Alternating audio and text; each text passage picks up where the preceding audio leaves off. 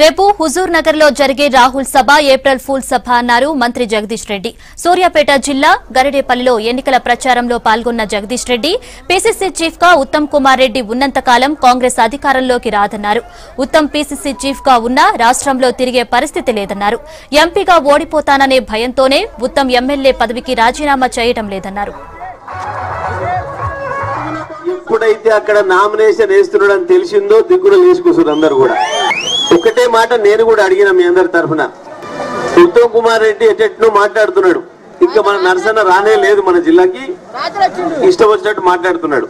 నేను అడిగిన మా అభ్యర్థి గురించి పక్కన పెడదాం గాని ఉత్తమ్ కుమారు ఒక్క మాట చెప్పు, నాకు నీకు నిజంగా నేను గెలుస్తాను నువ్వు చెప్పిన మాట ఏదైతే ఉందో నీ మనసులో నువ్వు నమ్మి చెప్తున్నావా?